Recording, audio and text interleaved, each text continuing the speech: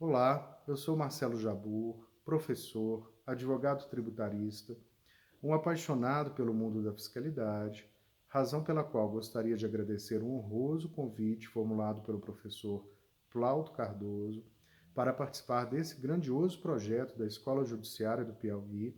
Cumprimento também, por esta razão, e parabenizo o desembargador Fernando Lopes pela iniciativa, todos os magistrados, todos os servidores do Estado do Piauí que irão trilhar essa jornada conosco, participando então deste debate. O tema proposto tenta fundir em um só núcleo três questões que parecem distintas: tributos, justiça social e direitos humanos. O desafio é grande, mas eu pretendo percorrer durante o nosso encontro essa jornada fazendo três perguntas simples que irão nortear todo o nosso pensamento. Em primeiro lugar, o que contém a nossa Constituição, o nosso estatuto fundante desta ordem nova democrática construída a partir do poder constituinte originário de 1988?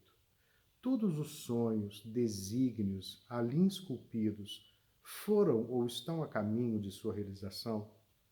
O nosso sistema tributário, também erigido neste modelo, responde aos anseios sociais, a respeito e colaboração na efetividade da dignidade da pessoa humana? Percebe-se que há uso da extrafiscalidade, da tributação justa, no sentido de respeitar e fomentar os direitos humanos? Essas perguntas irão permitir que a gente analise como foi idealizado o nosso sistema tributário, quais são as modificações que podem ou devem ser propostas para sua melhoria, não se admitindo, em hipótese alguma, retrocessos, porque na Carta de 88 nós já definimos qual é o Estado que queremos ser. É um Estado que no artigo 5º consagra direitos e garantias fundamentais, frutos da história, de forma clara, positivada. É uma Constituição de ordem democrática que planeja construir um Estado de direito social.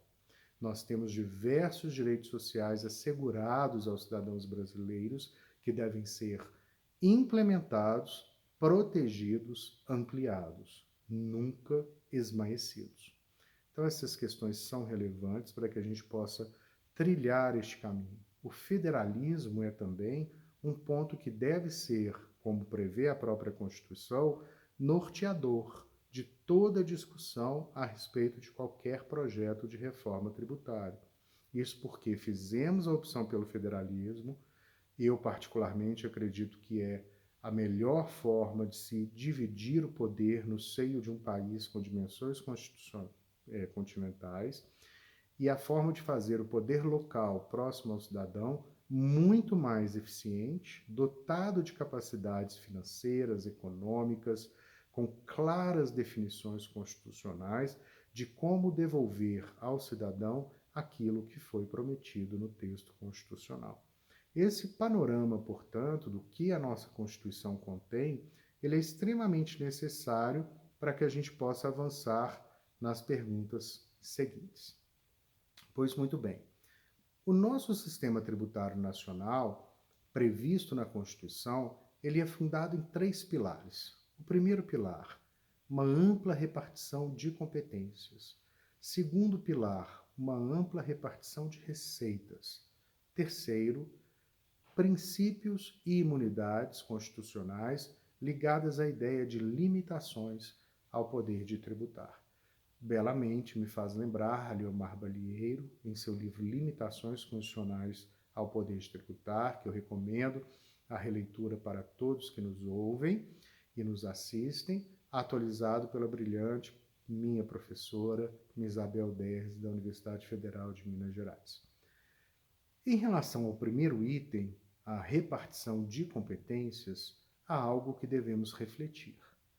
Em nome do federalismo, que é um princípio norteador da nossa Constituição, cláusula imutável, cláusula pétrea, não pode ser modificada, partiu-se da premissa de que todos os entes da federação deveriam ter competências tributárias amplas, bem delineadas, para que pudessem arrecadar e cumprir com as suas obrigações constitucionais.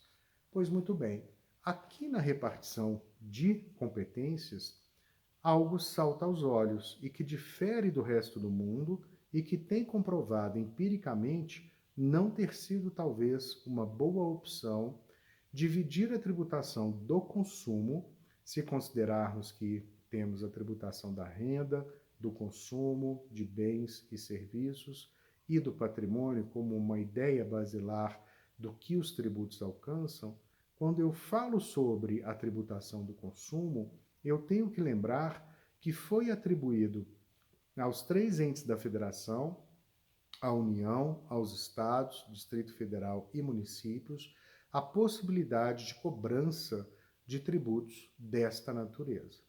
Atualmente, a União tributa o IPI, o IOF, PIS e a COFINS, os estados, o ICMS e os municípios, o ISS-QM. Se, por um lado, a ideia de permitir que este grande tributo que muito arrecada no mundo inteiro fosse distribuído para os três entes, para que todos pudessem ter capacidade de arrecadar tributos dessa riqueza manifestada, parece-me que o tiro saiu pela culatra. O que houve, na verdade, não foi um reforço ao federalismo, foi um enfraquecimento do federalismo. E vou tentar provar. Em primeiro lugar, quando eu tenho um único tributo, usualmente praticado no mundo inteiro, conhecido pela sigla IVA, Imposto sobre Valor Acrescido, este único tributo sobre o consumo, com raras exceções de alguns tributos seletivos complementares, eu tenho uma unidade, uma uniformidade em relação à legislação, a quem é o sujeito ativo da obrigação tributária, as regras são mais simples e claras de serem cumpridas, ao passo que, ao dividir em 5 um tributo único, naturalmente surgem ali zonas cinzentas em que eu não sei se determinado fato gerador eleito para ensejar a tributação encontra-se em qual tributo repartido. Muito comum um fato gerador tributário ou uma hipótese de incidência ser disputada por tributos que não permitiriam a sua incidência conjunta. Exemplo, eu posso fazer uma prestação de serviço de beneficiamento e ficarei em dúvida, esse é um caso real, se eu estarei diante da incidência do IPI, do ICMS, do ISS, de todos eles e de nenhum deles. Isto porque a lista de serviços acaba alocando esta ideia de prestação de serviço, beneficiamento dentro do seu bojo, é a Lei Complementar número 116.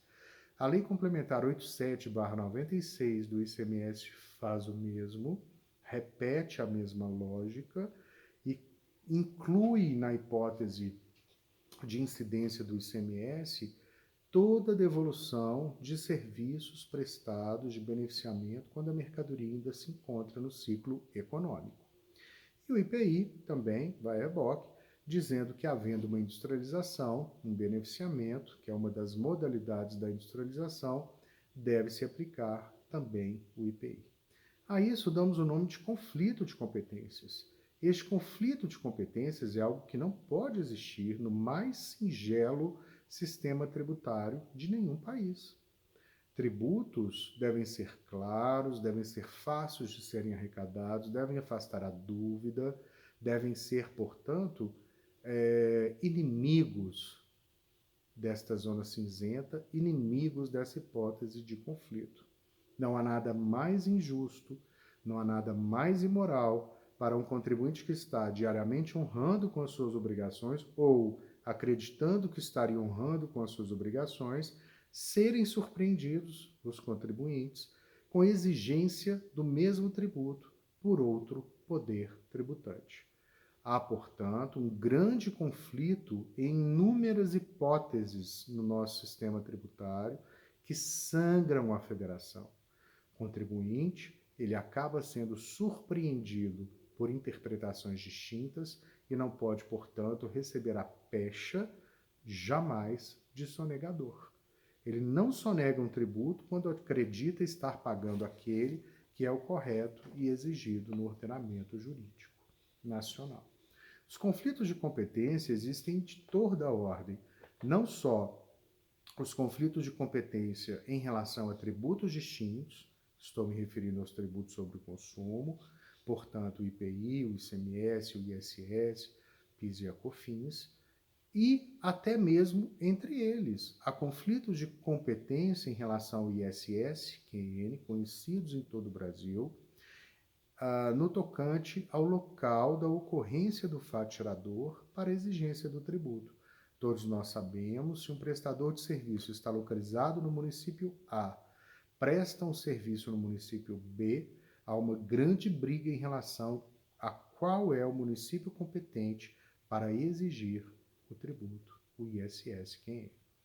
É claro que a Lei Complementar 116 poderia ter resolvido a questão, é natural que o STJ, seria intuitivo dizer que o STJ não deveria referendar teses outras que não aquela prevista na própria lei complementar, mas o que nós vivenciamos é uma interpretação muito equivocada em muitos julgados do artigo 3º e do artigo 4º da lei complementar. Em suma, não se pode dizer, com base na doutrina e na jurisprudência pátrias, qual é o município competente para o seu cliente recolher o tributo de forma correta.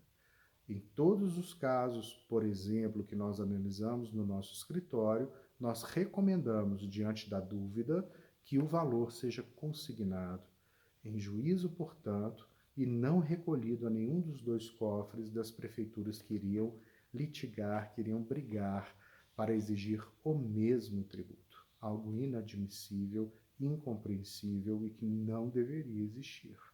Isso fere a confiança legítima que deve existir entre o contribuinte e, claro, o sujeito ativo da obrigação tributária.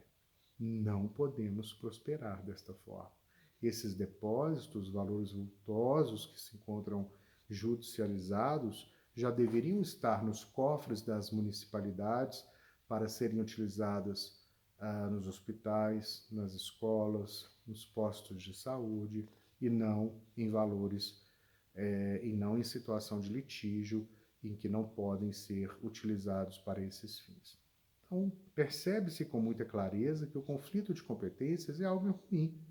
Quando eu tenho um único tributo sobre o consumo, isso não ocorre, porque não há essas searas, essas dúvidas, essas zonas de penumbra em que o corte feito para separar a tributação possa causar interesses de todos os lados em alcançar aquela hipótese de incidência, naturalmente para trazer arrecadação, trazer para o seu território aquela incidência tributária. Também existe conflito de competência entre estados em relação ao ICMS.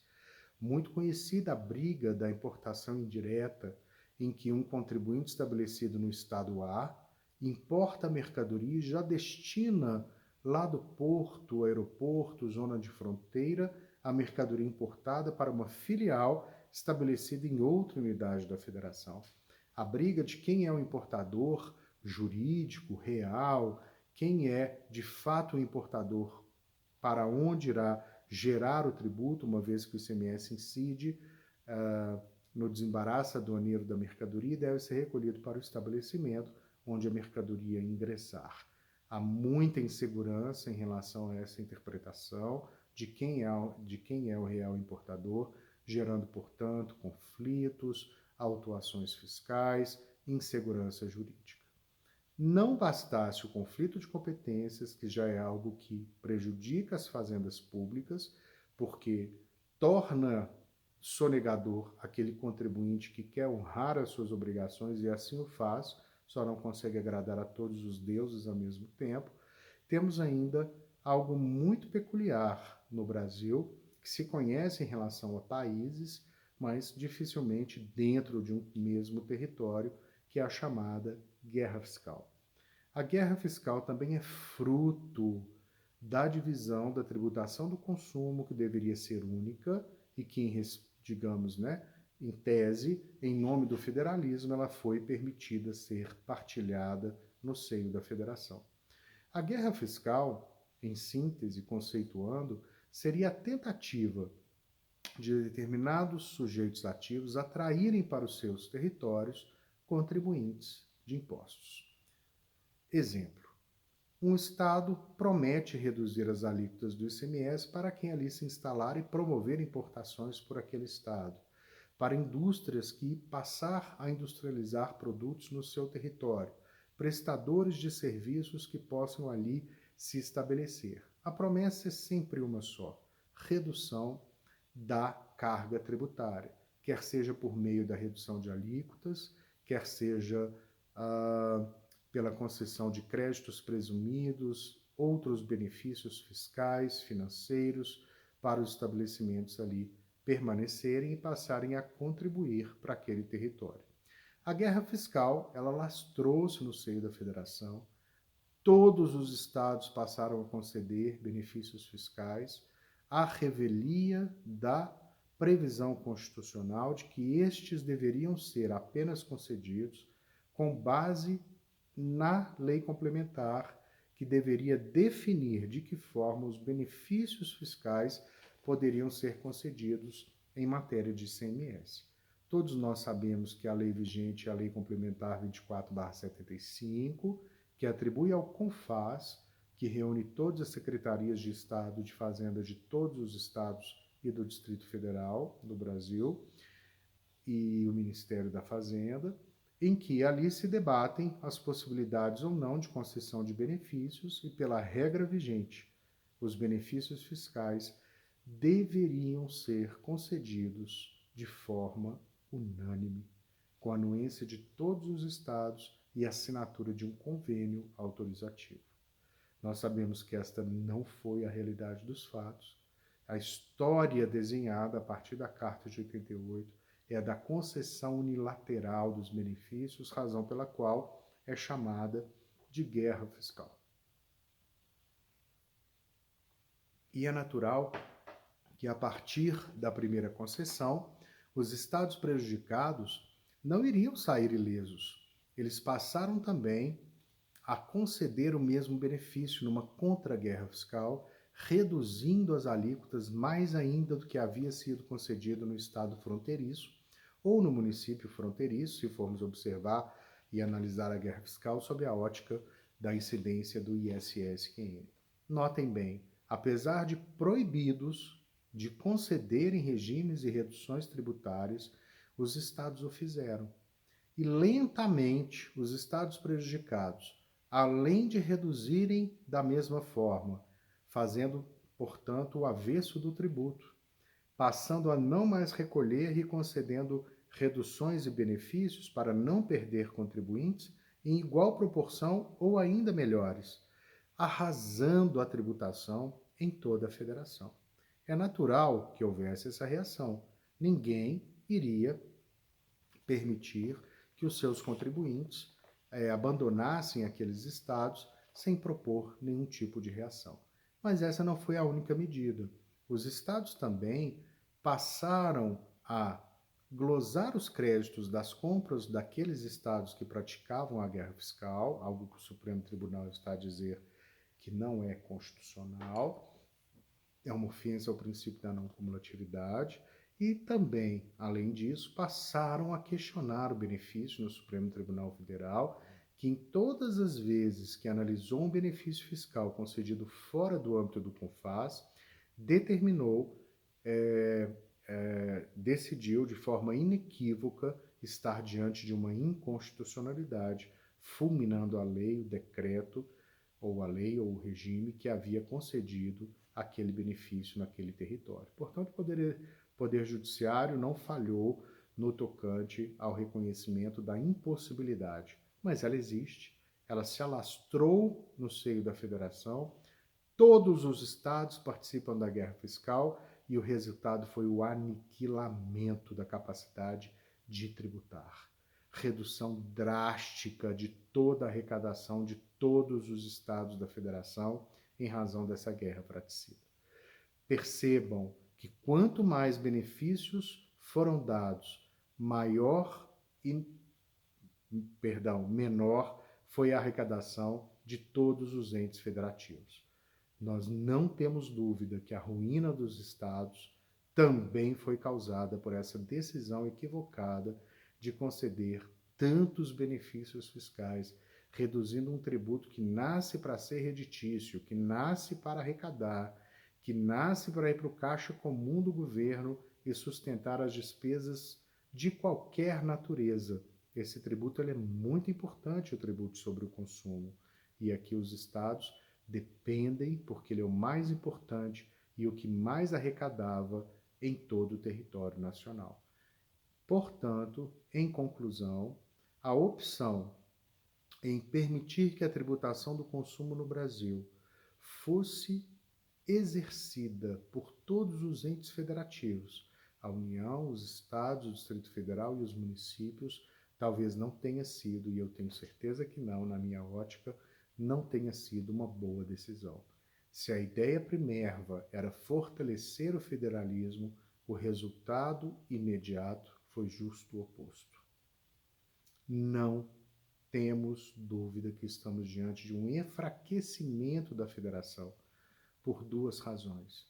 O conflito de competências e a guerra fiscal não só arruinaram os cofres públicos, mas como também trouxe a grande guerra entre a União, os estados e os municípios para tentar alcançar riquezas existentes, manifestadas, que possam gerir tributos. Isso causa uma sensação de insegurança enorme, enfraquece não só a relação fisco-contribuinte, mas enfraquece também a federação como um todo.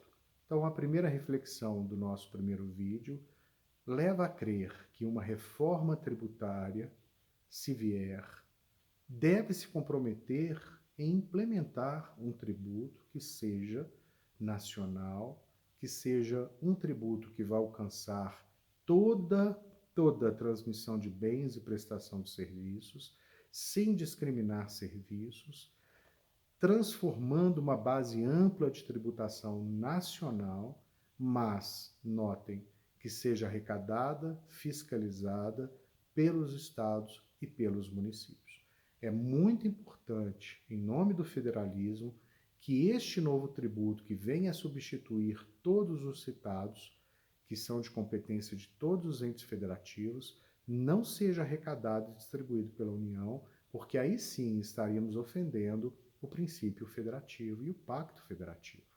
É necessário, como um exemplo existente, a Alemanha, que é um país federal, que teve que adotar o imposto sobre o valor acrescido quando fundou a União Europeia. A Alemanha é fundadora, né, Europa dos Seis. Ela participou desde o início da ideia de que para a construção de um mercado comum era fundamental harmonizar a tributação sobre o consumo. O tributo eleito foi o francês, la taxe sur valeur ajoutée, e foi idealizado o IVA, o Imposto sobre Valor Acrescido, assentado nas premissas francesas dessa tributação, e ali desenhado, desta forma, esse tributo passou a ser exigido em todos os estados candidatos à atual União Europeia, na época Comunidade Econômica Europeia, e depois todas as suas transformações. Razão pela qual era um tributo visto como neutro, que não atrapalhava, não criava conflitos econômicos, não dificultava o desenvolvimento da nação, plurifásico, não cumulativo, pertencente ao governo central. Mas a Alemanha enfrentou esse problema. Quem vai gerir, quem vai administrar, quem vai repartir? E nós podemos seguir mais ou menos essa ideia, adaptando a nossa realidade, para que estados e municípios sejam os donos dessa tributação. E aí sim, com uma tributação inequívoca, clara, que não permita guerra fiscal e que não contribua ou proíba por razões óbvias, conflitos de competência, porque é um único tributo a incidir sobre essa riqueza, possa arrecadar mais, possa ser mais justo, possa criar menos insegurança jurídica, estando, portanto, comprometido com a ordem nova social que devemos construir com base num sistema tributário mais justo, equânime e igualitário. E para finalizar, eu gostaria de dizer que o Brasil prioriza a tributação sobre o consumo, e isso está equivocado. A OCDE, a ONU, a Oxfam, enfim, diversos atores nacionais e internacionais indicam que o Brasil tributa de forma injusta por aquilatar, por sotesar a tributação sobre o consumo. É daqui que o Brasil pretende tirar a maior parte dos tributos para exercer as suas atividades. Isso é um grande equívoco, porque a tributação sobre o consumo, ela traz em seu étimo uma percepção de que ela é dificilmente muito bem equilibrada em relação à capacidade contributiva, mero desdobramento do princípio da igualdade. Não sabemos com muita precisão se aquele que está a praticar a hipótese de incidência, um exemplo muito simples, quem está a comprar arroz, por mais que o arroz, ele, em si, per si, já tenha uma alíquota menor por ser um item essencial, nós não conseguimos calibrar a capacidade contributiva se naquele momento quem está comprando o arroz é alguém que detém uma capacidade muito maior ou se é uma pessoa muito simples que não teria condições sequer de arcar com aquela carga já reduzida. Então, traz já em seu âmago uma certa dificuldade de calibragem da extrafiscalidade, de se aplicar progressividade, seletividade das alíquotas para as hipóteses individualizadas. Por essa razão, o mundo inteiro tem voltado os olhos para a tributação da renda, para a tributação do patrimônio acumulado, da transferência das heranças, porque esses sim, diretos, a gente tem uma percepção muito maior de quem está a praticar o fato gerador e há uma possibilidade de calibrar com muita facilidade e transparência as alíquotas de forma a serem progressivas, tributando mais quem pode mais e menos quem pode menos. Uma ideia aristotélica de justiça distributiva. Foi um prazer encontrá-los e vos verei novamente na segunda aula. Um grande abraço.